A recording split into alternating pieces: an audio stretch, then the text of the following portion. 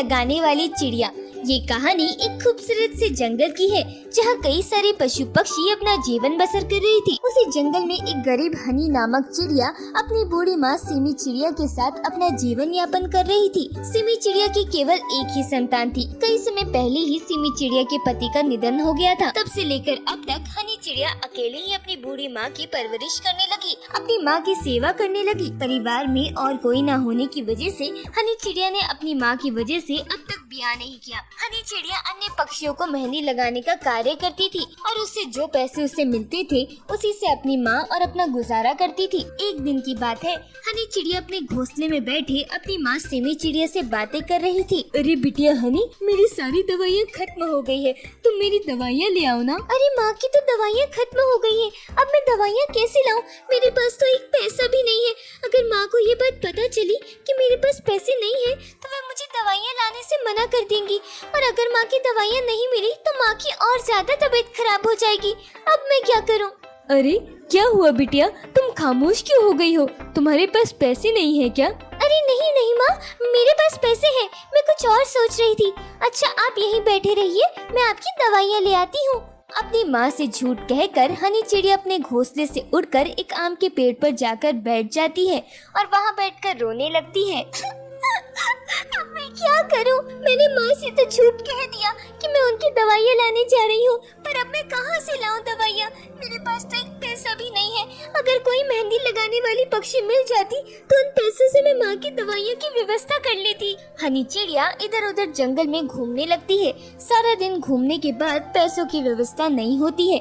इधर घोंसले में हनी चिड़िया की माँ सिमी चिड़िया अपनी बेटी के आने की राह देख रही थी। हनी चिड़िया उदास होकर वापस अपने घोंसले में लौटने लगती है। तभी एक कोयल हनी चिड़िया को आवाज लगाती है। अरे चिड़िया बहन, अच्छा हुआ आप मुझे यही मिल गए, मैं अभी आप ही के घोंसले में जा रही थी। क्यों कोयल बहन, आपको मुझसे क्या काम है? चिड़िया बहन, मैं कल एक तोते बहन के विवाह में जा रही हूँ पास वाले जंगल में, इसलिए मुझे आपसे अभी मेहंदी लगवानी है ताकि कल पूरे पक्षियों के बीच केवल मैं ही सबसे सुंदर पक्षी दिखाई दूं। क्या आप मुझे अभी बढ़िया सी मेहंदी लगा सकती हो? मैं आपको उसके बदले कई सारे पैसे भी दूंगी। अरे वाह, चलो ये तो अच्छा हुआ, अब मैं माँ की दवाई ला सकती हूँ। हाँ हाँ कोयल बहन, मैं अभी आपको बढ़िया सी मेहंदी लगा देती हूँ।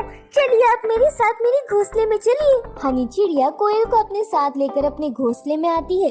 वहाँ सिमी चिड़िया काफी समय से अपनी दवाइयाँ और अपनी बेटी की राह देख रही थी। अरे बिटिया, तुम कहाँ रह गई थी? मैं कब से तुम्हारी राह देख रही हूँ। मुझे दवाई लेने में बहुत समय हो गया है। तुमने दवाई लाई है ना मेरी? अरे माँ, ये कोयल बहन है, इन्हें कल सवेरे अपने एक रिश्तेदार पक्षी के ब्याह में जाना है।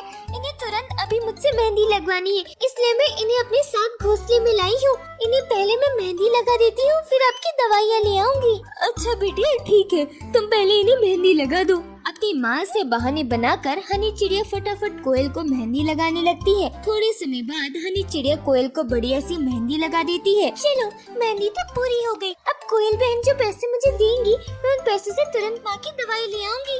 अरे वाह चिड़िया बहन, आपने कितनी प्यारी मेहंदी लगाई है मुझे। अब देखना कल तोते बहन के विवाह में मैं ही सबसे सुंदर दिखूंगी। कोयल बहन, आप हो ही इतने सुंदर, और इस मेहंदी के बाद तो आप और भी सुंदर लग रही हो। अच्छा चिड़िया बहन, कितने पैसे हुए आपके? कोयल बहन, केवल 200 रुपए हुए हैं।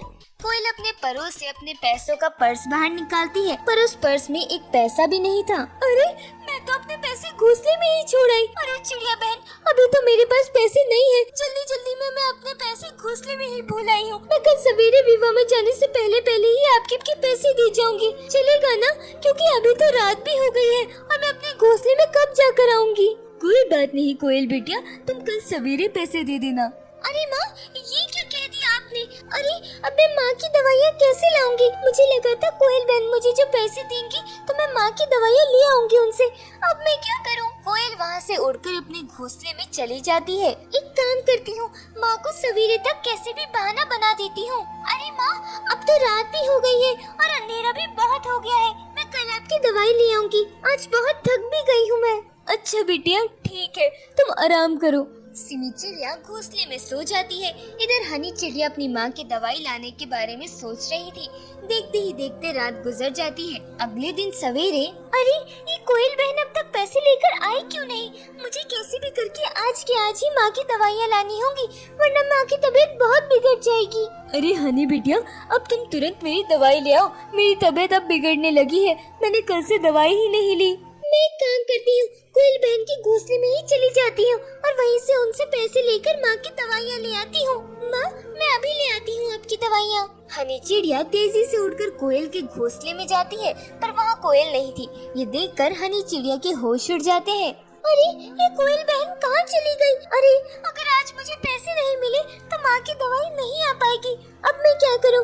कहीं कोयल बहन चली तो नहीं गई विवाह में? हनी चिड़िया पास वाले कालू कौवे से पूछती है। अरे चिड़िया बहन, वो कोयल बहन तो सवेरे ही पास वाले जंगल में चली गई। उनके किसी रिश्तेदार के यहाँ शादी है, अब वो 4-5 दिन बाद ही लौट कर आएंगी।